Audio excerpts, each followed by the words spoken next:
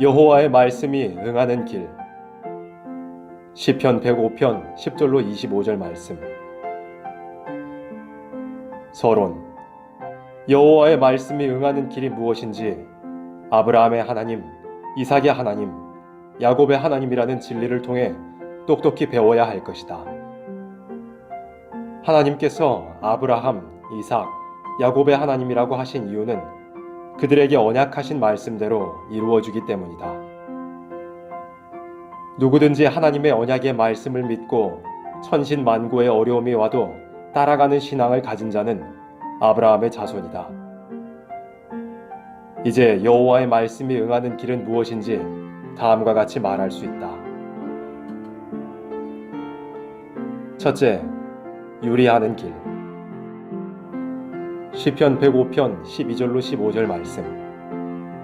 때에 저희 인수가 적어 매우 영성하며 그 땅에 객이 되어 이 족속에게서 저 족속에게로 이 나라에서 다른 민족에게로 유리하였도다.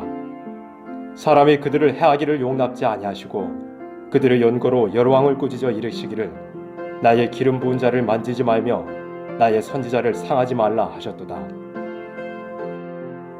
하나님께서 아브라함에게 언약을 세운 후에 그를 인도할 때 정처 없는 객지에서 유리하는 생활을 하게 하였던 것이다. 이것은 그가 하나님의 말씀을 순종하는지 아니하는지 먼저 시험해보는 인도였던 것이다. 아브라함에게 내 자손이 하늘의 별과 같이 바다의 모래같이 많아지리라고 언약을 하시고 그를 인도할 때 억울한 고생을 하게 하였던 것이다.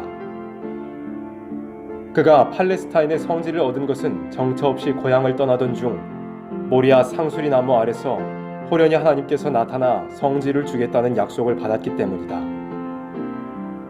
그러나 그는 거기에서 복을 누린 것이 아니고 흉년을 만나 애굽으로 갔던 것이다. 불행스럽게도 애굽에 가서 아내까지 잃어버리는 비참한 광경에 처했던 것이다. 그러나 하나님은 절망 중에 있는 아브라함에게 표적을 나타내어 애굽 왕 바로의 손에서 사라를 빼앗아 준 일도 있게 되었다. 그때 그는 분명히 하나님께서 자기와 같이 한다는 것을 깨닫고 성지를 떠나 외국으로 가도 하나님께서 어디서나 같이 하시는 것을 믿게 되었다. 이와 같이 하나님의 인도는 인간이 볼 때 불행스러운 일 같으나 하나님께서 나를 도우신다는 것을 굳게 믿도록 하는 일도 있는 것이다. 둘째, 극도로 원통한 일. 시편 105편 16절로 17절 말씀. 그가 또 기근을 불러 그 땅에 임하게 하여 그 의뢰하는 양식을 다 끊으셨도다. 한 사람을 앞서 보내셨으며 요셉이 종으로 팔렸도다. 아브라함이 나이 100세에 이삭을 낳아 하나님께 바쳐야 했던 일도 인간이 볼 때는 너무나 원통하고 억울한 일 같이 보이지 않을 수 없다. 그러나 거기에서 아브라함은 큰 축복을 받았던 것이다. 이삭이 야곱을 낳고 야곱이 12아들을 낳을 때 하나님은 아브라함에게 언약한 말씀을 이루기 위하여 요셉을 억울하게 애굽으로 팔리게 했던 것이다. 이것은 아브라함에게 하나님이 나타나서 네 민족이 반드시 이방의 객이 되어 430년 만에 돌아오므로 이 성지에서 복을 누린다는 예언이 응하기 위한 과정이었던 것이다. 억울한 시기와 쫓겨남을 당하면서도 그 길이 하나님의 말씀이 응하는 길이라는 것을 깨닫는 자는 심히 적을 것이다. 셋째, 억울한 누명을 쓰는 일. 시편 105편 18절 말씀. 그 발이 착고에 상하며 그 몸이 쇠사슬에 매였으니. 요셉은 억울하게 보디발의 아내에게 누명을 쓰고 고랑을 차고 사슬에 매여 감옥에서 슬픈 생활을 하게 되었다.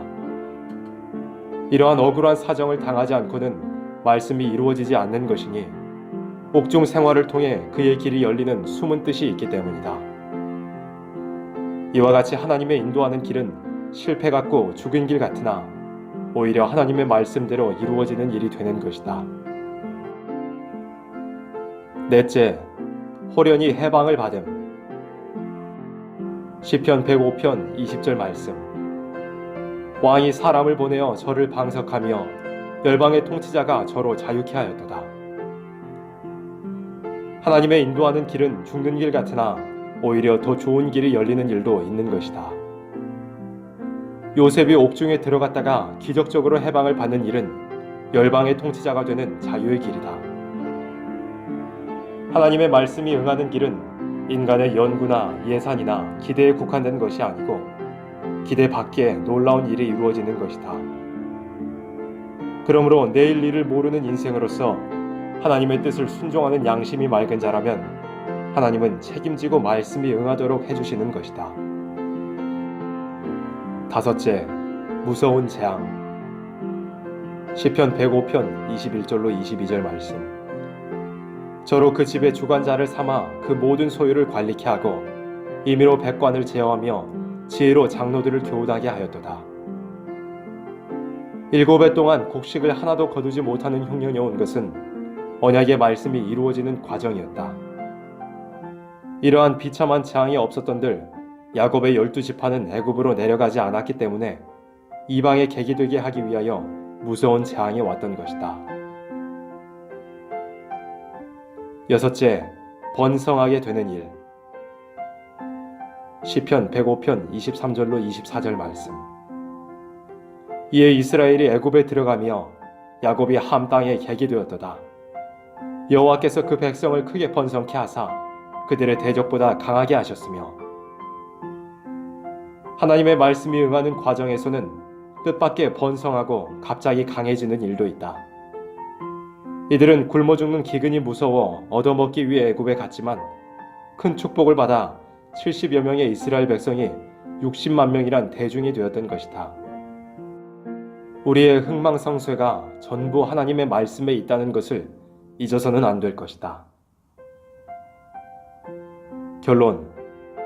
우리의 신앙 정로라는 것은 무엇이든지 덮어놓고 잘 된다고만 해서 하나님의 말씀이 이루어진다는 것은 아니다.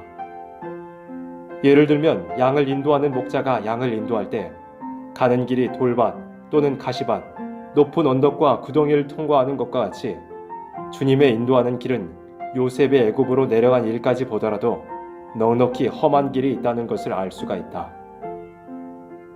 우리는 예정에 계신 하나님의 인도를 따르는 길에서 무슨 일을 당하든지 원망, 낙심, 공포가 있다면 아브라함의 신앙은 아닐 것이다.